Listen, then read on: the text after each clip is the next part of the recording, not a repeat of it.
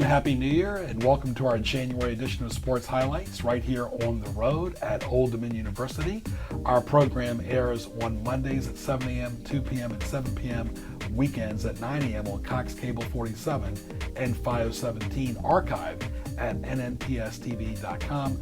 Greg Picaveras, glad you're with us with Ray Price on location, having the pleasure to interview the head athletic director at Old Dominion University, Dr. Seelig. Good to see you. Good to see you, Greg. Happy New Year. Happy New Year to you as well. We've had you on Sports Scene. We've had you on also Collegiate Sports Focus on several stations, and good to see you here at your office right here. And This is where it all happens right here, right? Spacious office right here on the corner of our athletic campus at Old Dominion. Right. Now, I guess we start off with that as well. While we're in your office, the buildings going on around, the infrastructure, whether it's the practice facilities or the projects for the football stadium, now are already starting to come into fruition.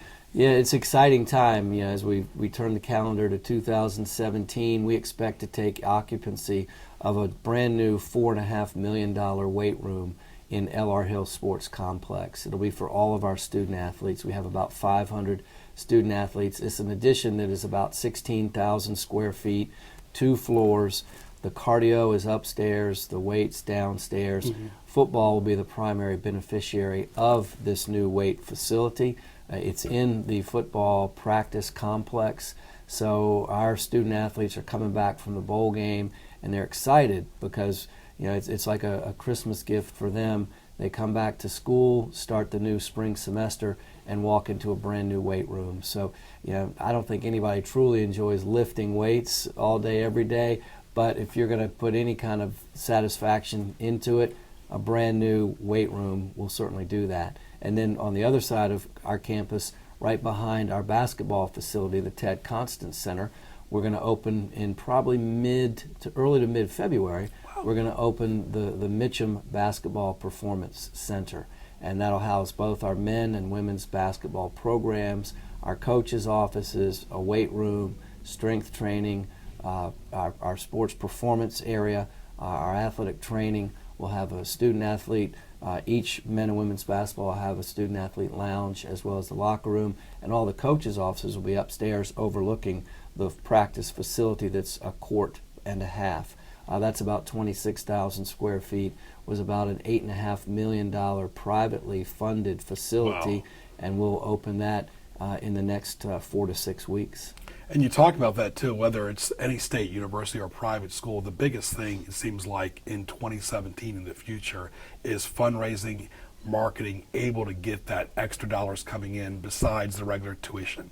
Yeah, right now in higher education across the country, it's a challenge financially. And in Virginia, we have what is known as the Cox Bill, and for us at Old Dominion, it requires us to have student fees that are no greater than 55% of our overall athletic department revenue. When the bill was introduced, student fees accounted for about 75% of our overall athletic revenue. We've got to get within 5 years to 55%. We're approaching the low 60s, upper 50s, so we're making terrific strides. But that just means, like you said, we need to do a better job of selling tickets, getting corporate sponsors on board, raising private gift dollars, and getting individuals and corporations involved in ODU athletics, and hopefully get support from our conference, Conference USA, with revenue sharing, which has been difficult with our new TV contract that was recently constructed, and we took a step back financially from where we were previously. So tough times financially within higher education, which then translates to intercollegiate athletics. And that's a good point too, as we're talking to Dr. Seelig, the athletic director at Old Dominion University, is the practice facilities for all the men's and women's sports. It's not like they can always just go to the field they play on and practice. There's a lot of parameters there. Yeah, we have 18 sports here at Old Dominion, 500 student athletes, and we've got some of the best facilities in the country, whether it's our sailing center, our rowing center. We just put a new $1 million field hockey lacrosse field in place this past summer, so that we hosted the field hockey Final Four on our campus in November. Everyone was playing on a brand new surface. So our budget's about $43 million, which is a very healthy budget, but it doesn't seem to go very far. Yeah. And when you're trying to compete against schools not only in Conference USA, but throughout the Commonwealth of Virginia, we'd like to be competitive with Virginia and Virginia Tech. They have far more resources than we do, but our goals and aspirations are very similar to those that are held in Charlottesville and Blacksburg. Right, because you're the most high-profile entity in Hampton Roads as well, and you look at the before and after for you mentioned the TV package and so forth. A lot of people are consuming content in different areas, but you still want to promote your brand. And as good as your coaches do, they're going to require more demands as well. So it really is a trickle-down effect. Football kind of carries it all the way down to A to Z. Mm-hmm. Yeah, we were really fortunate when we were able to move from the CAA, the Colonial Athletic Association, a great conference for us for decades. But we just felt like there was a change in landscape with Division I athletics, and we felt that we would be best served long-term moving our football program from FCS to FBS. And in doing so, all of our other sports followed to Conference USA. And I think it's been much better for us with branding, visibility, national notoriety. We're showing that we can be competitive against the Marshalls and the UABs and the UTEPs and the Rices that we joined. We're still going through some growing pains, but with football success this year, having a great regular season, getting to the Popeyes Bahamas Bowl. Men's basketball the last 2 years has been right on the cusp with an at-large bid. Arguably should have had one last year, didn't get one. So we're really pleased with where we are. But football and basketball, men's basketball in particular, are definitely the engines that are driving not only Old Dominion but Division I athletics these days. Talking to Dr. Seelig, this is our January edition of Sports Highlights. Glad you're with us. Greg Bickemare is on the road. For more, log on to nnpstv.com, at Greg Bick on Twitter. In our second half of our interview, we're going to talk about the bowl experience as well. Conference USA, football, no matter what division. You've seen the Big Ten Network now, and of course Maryland and Rutgers as well, trying to get that DC and tri-state area market. Football is a once-a-week event. You play certain games at home. You can handle the travel because it's once a week. North Carolina is not as bad as going to, let's say, Texas. The rivalries, though, and the travel in the other sports, the Olympic sports, is not always as easy during the winter and the spring. Yeah, we were lucky this year, in particular in football. We were at Charlotte, we were at NC State, and we were at Appalachian State. So we had 3 bus trips for, we played 12 football games. You play 6 at home, 6 on the road. So 3 of our road games were in the state of North Carolina. When we fly our football team anywhere via charter, that's how we travel in football, you're talking between $100,000 and $125,000 per trip. So when you can save 3 air trips and convert them to ground trips via bus, you're saving $100,000 per trip. So it's important that we schedule close. With the other sports, mostly our Olympic sports in Conference USA, or wrestling's in the Mid-American Conference, our field hockey's in the Big East, those opponents are not very close, similar to many of our Conference USA member institutions. So it's a lot of travel, and we've calculated that the difference in cost between travel in the Colonial Athletic Association, where we're playing William & Mary, we're playing VCU, we're playing George Mason, James Madison, Delaware. So many of our games are reachable via bus. Now almost everything has to be through the air. It's $1 million more in travel expense for Old Dominion Athletics as a result of our move to FBS and Conference USA. So right. we knew that going in, and it's just unfortunately a cost of doing business, but it's $1 million less that we can invest in the academic support and student athlete welfare here because we're spending those dollars in travel. And it's like anything in sales, the better a product does, the more the fundraising is easier of the donors. I mean, look at Virginia where you were. Barry Parkhill, one of the all-time great basketball players, has always done fundraising there as well. And it helps in all the sports. It just seems like football kind of is like the catalyst for all the other sports because it's the most high profile as far as attendance. Well, that was one of the intriguing aspects for us to join Conference USA. 88% of our students at Old Dominion are from the Commonwealth of Virginia. We want to do a better job attracting students from the other 49 states as well as internationally.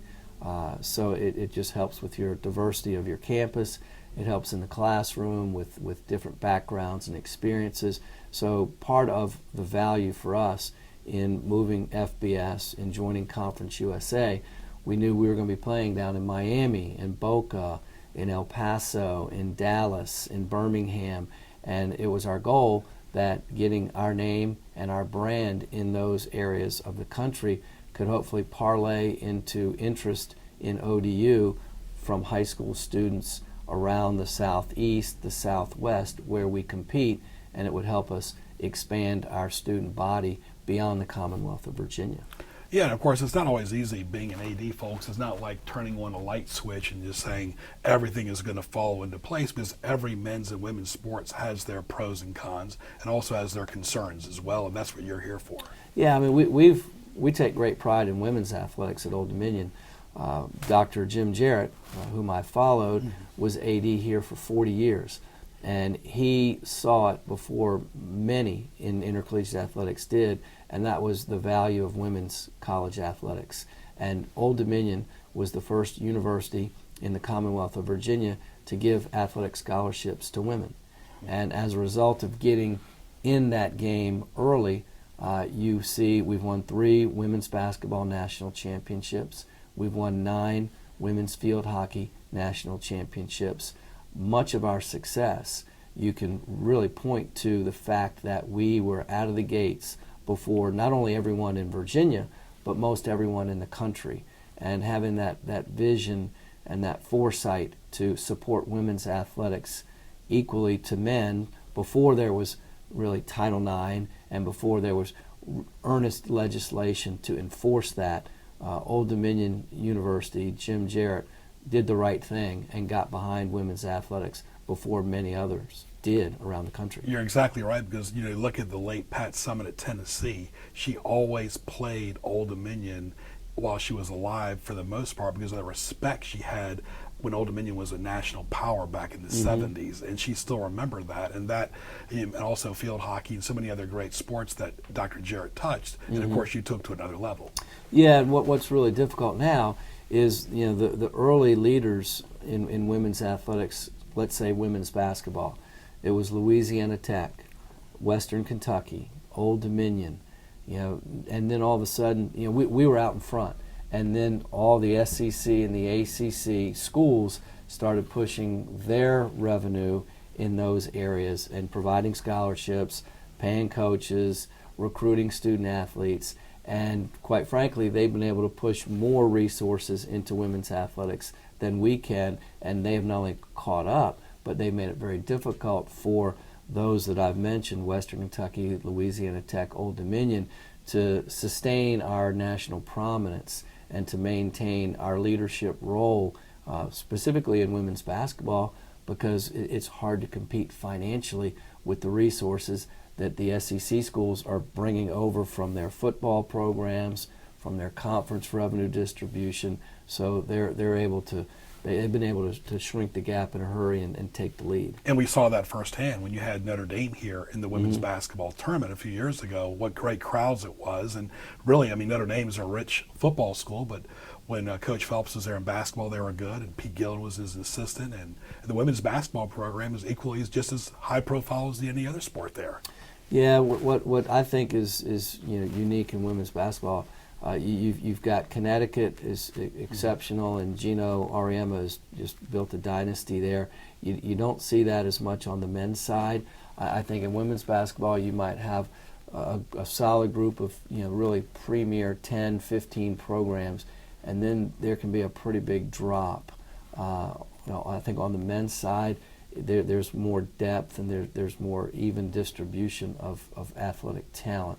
But the women and international players are helping to bridge this gap.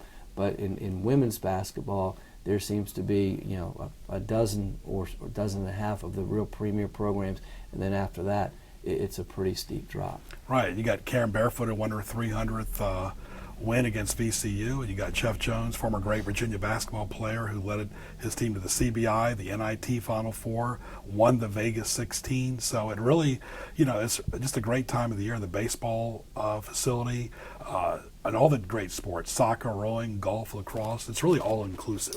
Yeah, we have a great group of head coaches. Our men and women's tennis both finished in the top 50 in the country. Women's golf, we're knocking on the door for an NCAA bid. Women's lacrosse went to the NCAA tournament last spring.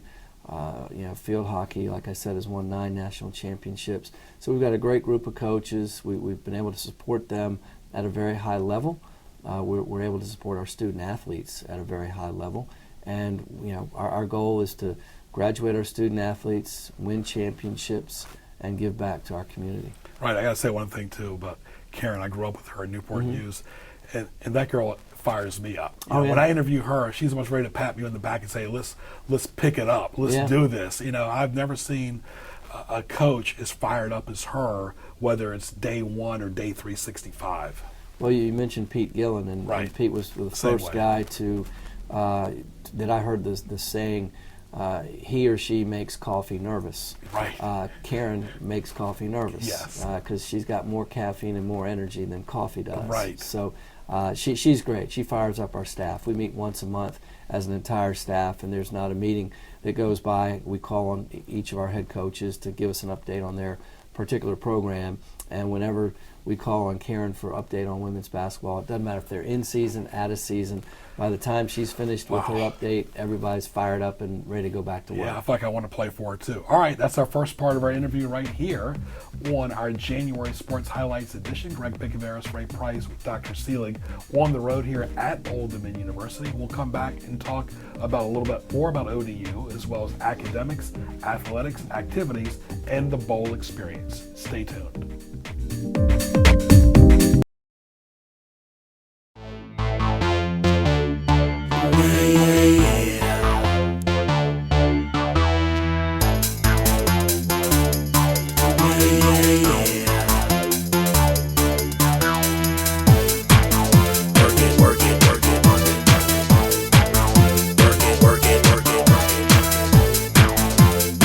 Fusion Fitness with Alexis. Tune in weekdays 6:30 a.m., Mondays 7:30 a.m., 2:30 p.m., and 7:30 p.m. You don't have to change just to fit in. You don't have to apologize for who you are. Just be yourself, and I promise people will enjoy it. Just be yourself. Be your real, imperfect, flawed, quirky, weird, beautiful, and magical person you are. Be yourself. Because everyone else is already taken. Just be you.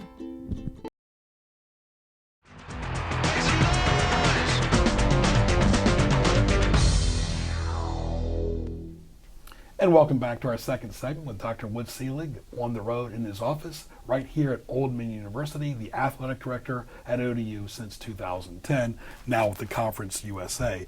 And really it's all about academics, athletics, and activities. We mentioned some of the facilities, but it's a lot of the before and after that make up a student athlete. Yeah, our coaches have done a great job in identifying students who can do college work, and then we've got a great academic support staff who help them along the way get their degree. And if you look at the performance of our student athletes in the classroom, a lot of times you read about how we're doing on the field or in the pool or on the court, but you don't know how we're doing academically. And our student athletes, roughly 500 student athletes, about a third of them are Dean's List students. That means they're a 3.4 or better.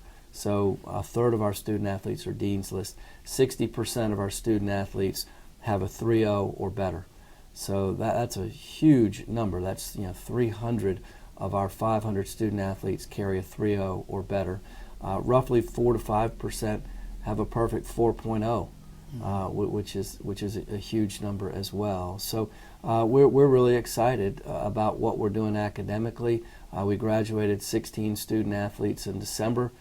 Typically in the spring, we'll graduate anywhere from 60 to 70 student athletes, and many of our athletes are working on their master's degree while they are here competing for our teams, because you get 4 years, you have 4 years of athletic eligibility, but you have 5 years to compete. So many of them are 5-year student athletes, but instead of spreading out an undergraduate degree over 5 years, they try and get both the undergraduate and a master's degree completed within 5. And I don't think there's no more school in the Southeast, in Virginia particularly, that's evolving like you guys are. Whether it's going from the CAA to Conference USA, the brand of Old Dominion, academically or for around the country, as well as this is a destination school, in my opinion now. This could be a place that you stay and retire. Dr. Jarrett was ahead of himself, but now with social media and the TV, the radio, the internet, and the winning and the facilities, this is a brand destination school, and I think a lot of that credit goes to you. Well, this is a great place. We've got location. We're on the corner. We're 17, 18 miles from the Atlantic Ocean. We're surrounded by water. It's great quality of life. It's got terrific culture, arts, entertainment. It's in a real good location, accessible to the mountains, to Washington, D.C., anywhere you want to go. So the Old Dominion University, the location, the physical plant sells itself. We feel if we can get students and their families to visit, then we've got a great shot at getting them to enroll at Old Dominion University. Seemed like yesterday I was interviewing Bobby before his brand new football season, and of course what he's done is unbelievable. You've come a long way since Chowan. You grew up in Chapel Hill, North Carolina, and you remember the highs and lows of even playing Carolina a few years ago. And you even told me that fans be patient on the radio, even a few years ago. A losing record last year was almost unheard of. This year, 360-degree turnaround, and even some of the quotes that you were saying, it's almost like it caught you even by surprise that they went 9-3 this year and did so well after stumbling a little bit out of the gate. Yeah, it really did catch me by surprise. It was a good surprise, but I thought it would take another 2 years or so.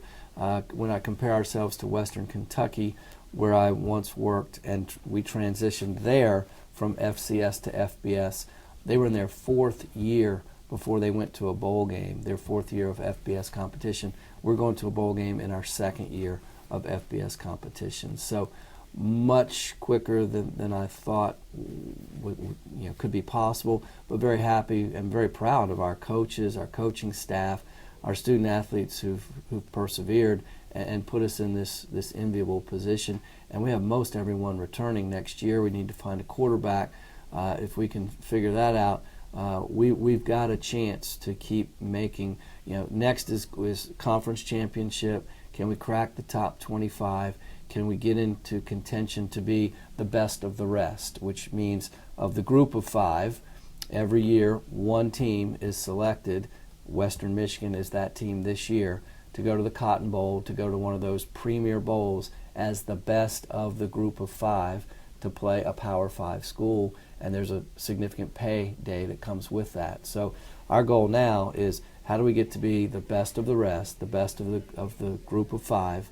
How do we access that? And how do we crack a top 25 potentially, as well as Conference USA Championship? Right, because there's dozens of bowls, and people say there's too many bowls, but for a school like you, who's never been before, this is, to me, Christmas Day is going to be on, when you guys play in a bowl, whether it's this year or next year or the year after. Playing in a bowl is a big deal. Of course, the Final Four has changed that a little bit as well, but it's a big deal to every school. Yeah, I mean, there are 41 bowls, so there's only roughly 30 FBS schools. 82 are going to be in a bowl game. So that's a high, like 60-some%.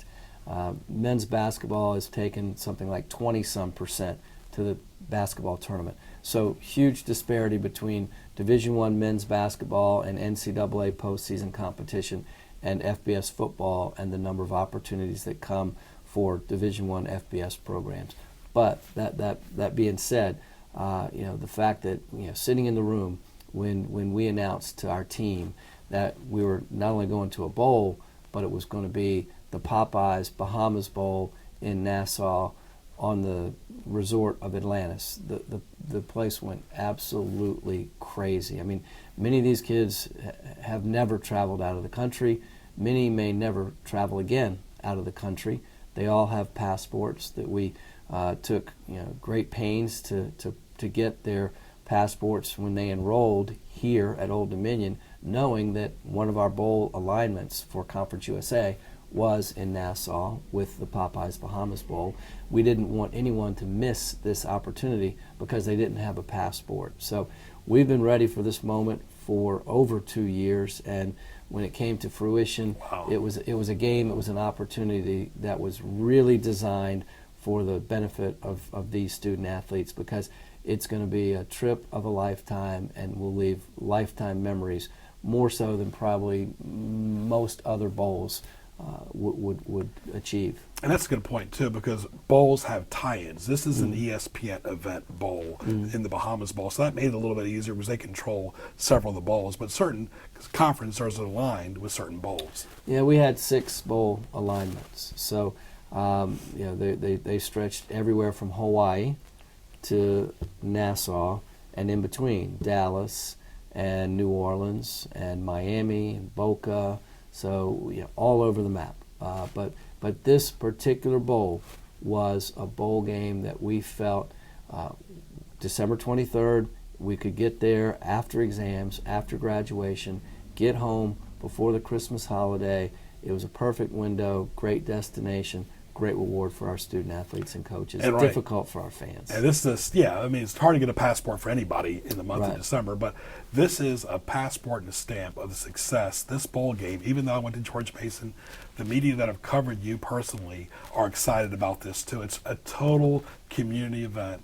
All the best, Wood, and we look forward to talking to you again on radio and TV. And thank you, continued Greg. Success to you and your family for the new year. Thank you. You too as well. Thank you, Greg. Thank you. And of course, you can follow Old Dominion on social media as well. And it's a pleasure and honor always to talk to Dr. Wood Selig, of course, here at Old Dominion University, representing the Conference USA and all the great men and women's sports. So for Ray Price and Dr. Wood Selig, I'm Greg Bicaveras. Happy New Year, and we'll talk to you soon.